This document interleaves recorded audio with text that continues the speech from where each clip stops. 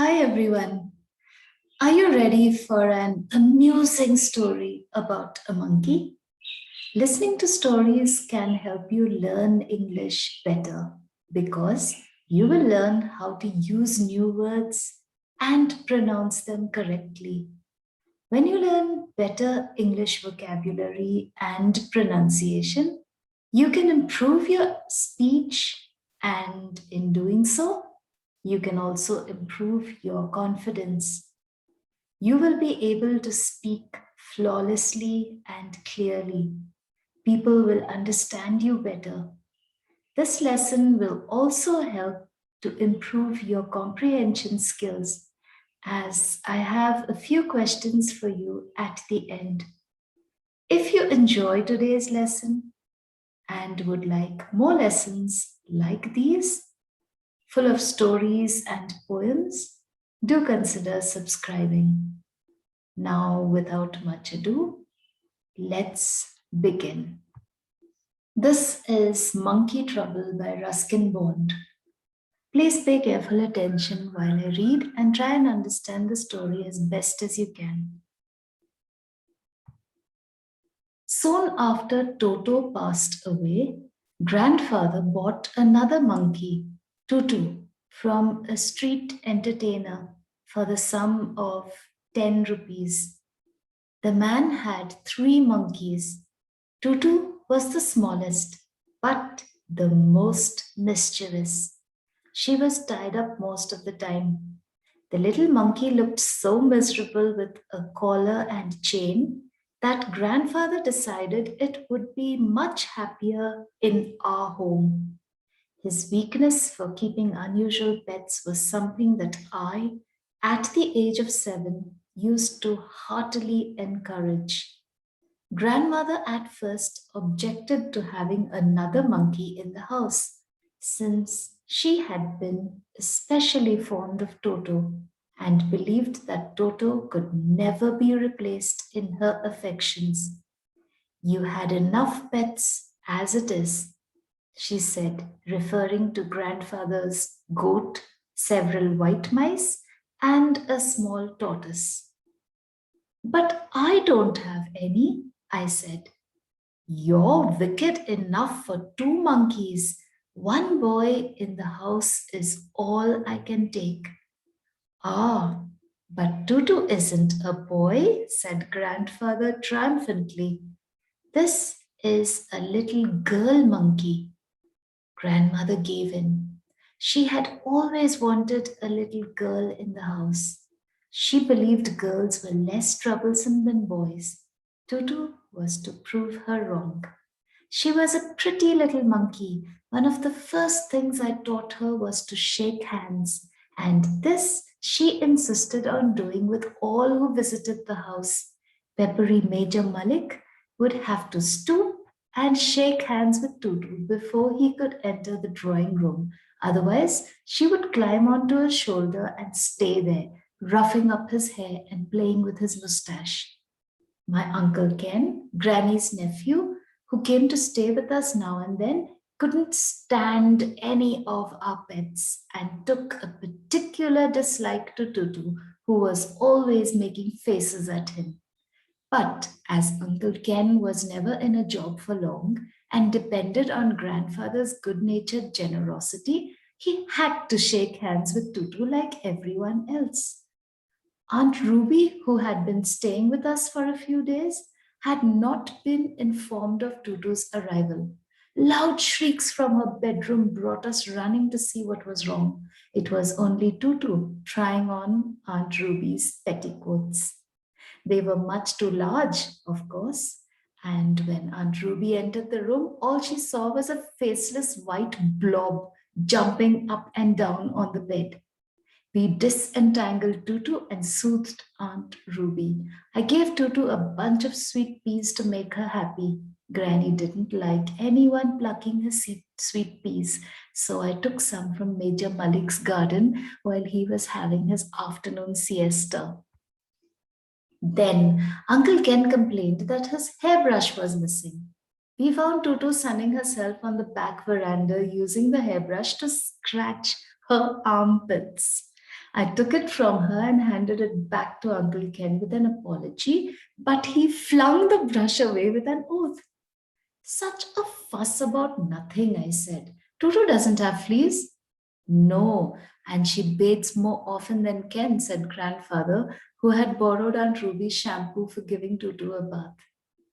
All the same, grandmother objected to Tutu being given the run of the house. Tutu had to spend her nights in the outhouse, in the company of the goat. They got on quite well, and it was not long before Tutu was seen sitting comfortably on the back of the goat while the goat roamed the back garden in search of its favorite grass. Aunt Ruby was a frequent taker of baths. This met with Tutu's approval, so much so that one day when Aunt Ruby had finished shampooing her hair, she looked up through a lather of bubbles and soap suds to see Tutu sitting opposite her in the bath following her example. One day Aunt Ruby took us all by surprise. She announced that she had become engaged. We had always thought Aunt Ruby would never marry. She had often said so herself, but it appeared that the right man had now come along in the person of Rocky Fernandez, a school teacher from Goa. Rocky was a tall, firm jawed, good natured man, a couple of years younger than Aunt Ruby. He had a fine baritone voice and sang in the manner of the great Nelson Eddy. As grandmother liked baritone singers, Rocky was soon in her good books. But what on earth does he see in her? Uncle Ken wanted to know. More than any girl has seen in you, snapped grandmother. Ruby's a fine girl, and they're both teachers. Maybe they can start a school of their own. Rocky visited the house quite often and brought me chocolates and cashew nuts, of which he seemed to have an unlimited supply. He also taught me several marching songs. Naturally, I approved of Rocky. Aunt Ruby won my grudging admiration for having made such a wise choice. One day, I overheard them talking of going to the bazaar to buy an engagement ring. I decided I would go along too. But as Aunt Ruby had made it clear that she did not want me around, I decided that I had better follow at a discreet distance. Tutu, becoming aware that a mission of some importance was underway, decided to follow me. But as I had not invited her alone, she too decided to keep out of sight. Once in the crowded bazaar, I was able to get quite close to Aunt Ruby and Rocky without being spotted. I waited until they had settled down in a large jewelry shop before sauntering past and spotting them as though by accident. Aunt Ruby wasn't too pleased at seeing me, but Rocky waved and called out, "Come and join us, help your aunt choose a beautiful ring." The whole thing seemed to be a waste of good money, but I did not say so. Aunt Ruby was giving me one of her more unloving looks. "Look, these are pretty," I said, pointing to some cheap bright agates set in white metal. But Aunt Ruby wasn't looking. She was immersed in a case of diamonds. "Why not a ruby for Aunt Ruby?" I suggested, trying to please her. "That's her lucky stone," said Rocky. "Diamonds are the thing for engagement." And he started singing a song about diamonds being a girl's best friend. While the jeweler and Aunt Ruby were sifting through the diamond rings and Rocky was trying out another tune, Tutu had slipped into the shop without being noticed by anyone but me. A little squeal of delight was the first sign she gave of her presence. Everyone looked up to see her trying on a pretty necklace. "And what are those?" I asked. "They look like pearls," said Rocky. "They are pearls," said the shopkeeper, making a grab for them. "It's that dreadful monkey," cried Aunt Ruby. "I knew that boy would bring her here." The necklace was already adorning Tutu's neck. I thought she looked rather nice in pearls, but she gave us no time to admire the effect. Springing out of reach, Tutu dodged around Rocky, slipped between my legs, and made for the crowded road. I ran after her, shouting to her to stop, but she wasn't listening. There were no branches to assist Tutu in her progress. but she used the heads and shoulders of people as springboards and so made rapid headway through the bazaar. The jeweler left his shop and ran after us. So did Rocky. So did several bystanders who had seen the incident, and others who had no idea what it was all about joined in the chase. As grandfather used to say, in a crowd, everyone plays follow the leader, even when they don't know who's leading. She tried to make her escape speedier by leaping onto the back of a passing scooterist. The scooter swerved into a fruit stall and came to a standstill under a heap of bananas, while the scooterist found himself in the arms of an indignant fruit seller. Tutu peeled a banana and ate part of it before deciding to move on. From an awning, she made an emergency landing on a washerman's donkey. The donkey promptly panicked and rushed down the road while bundles of washing fell by the wayside. The washman joined in the chase. Children on their way to school decided that there was something better to do than attend classes. With shouts of glee, they soon overtook their panting elders. Tutu finally left the bazaar and took a road leading to the in the direction of our house. But knowing that she would be caught and locked up once she got home, she decided to end the chase by ridding herself of the necklace. Deftly removing it from her neck, she flung it into the small canal that ran down the road. The jeweler, with a cry of anguish, plunged into the canal. So did Rocky, so did I, so did several other people, both adults and children. It was to be a treasure hunt. Some 20 minutes later, Rocky shouted, I found it! Covered in mud, water lilies, ferns, and tadpoles. We emerged from the canal, and Rocky presented the necklace to the relieved shopkeeper. Everyone trudged back to the bazaar to find Aunt Ruby waiting in the shop, still trying to make up her mind about a suitable engagement ring. Finally, the ring was bought, the engagement was announced, and a date was set for the wedding. I don't want that monkey anywhere near us on our wedding day, declared Aunt Ruby. We'll lock her up in the outhouse, promised grandfather, and we'll let her out only after you've left for your honeymoon.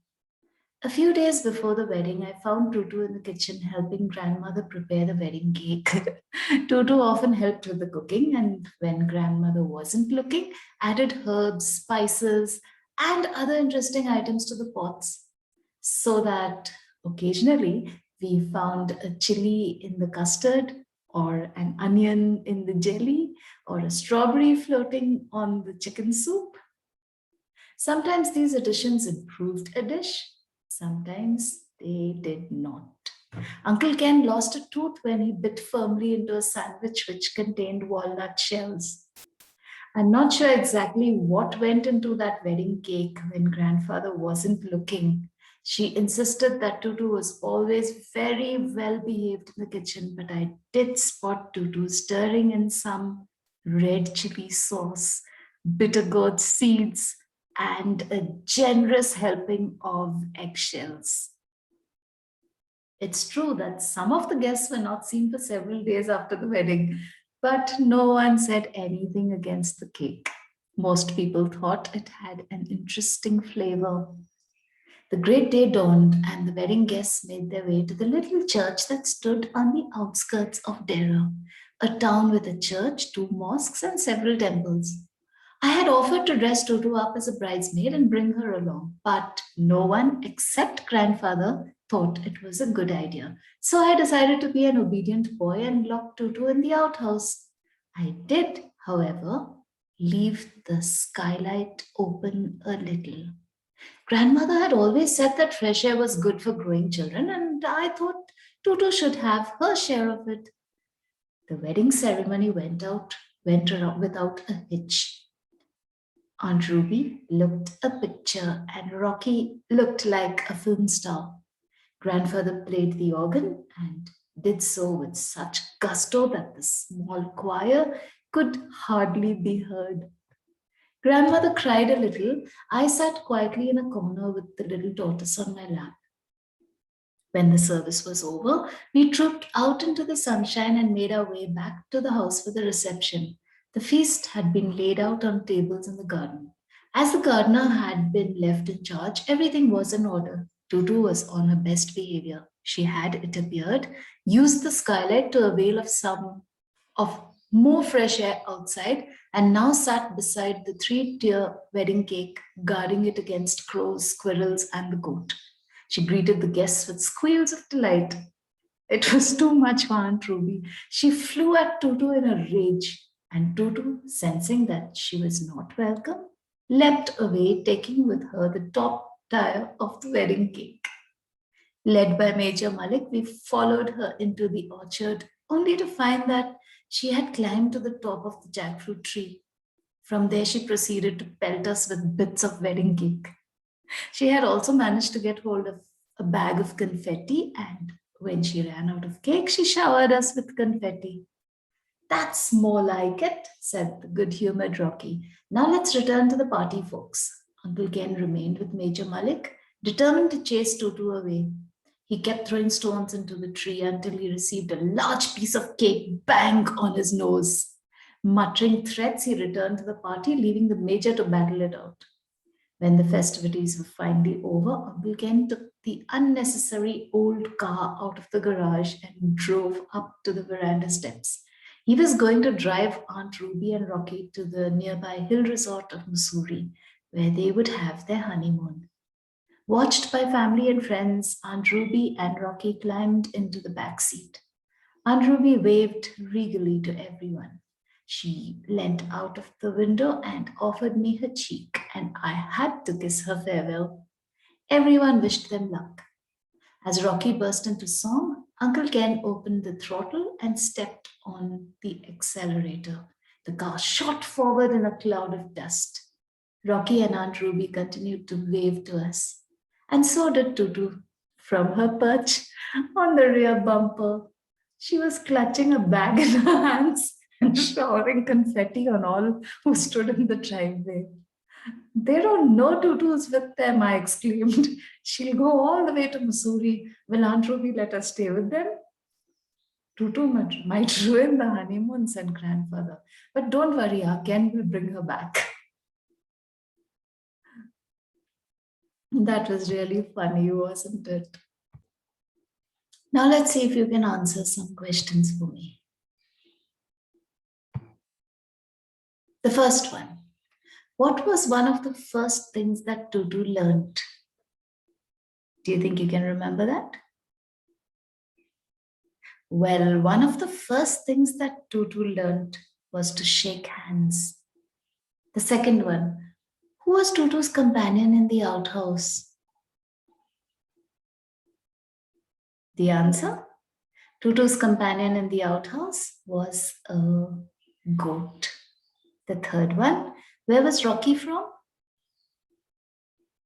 Rocky was from Goa. The fourth one, how did Uncle Ken once lose a tooth?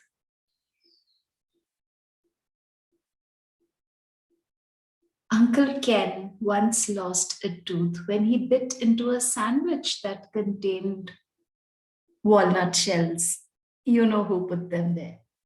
The fifth one, name 2 ingredients that Tutu put into the wedding cake. There were 3 mentioned. Can you remember 2 of them? Well, here's the answer. Tutu put some red chili sauce, bitter gourd seeds, and a generous helping of eggshells into the wedding cake. Can you imagine what that would have tasted like? Those poor guests. Well, you can let your imagination run wild and try and picture what happened next. And we will meet again very soon. Until then, take care and cheerio.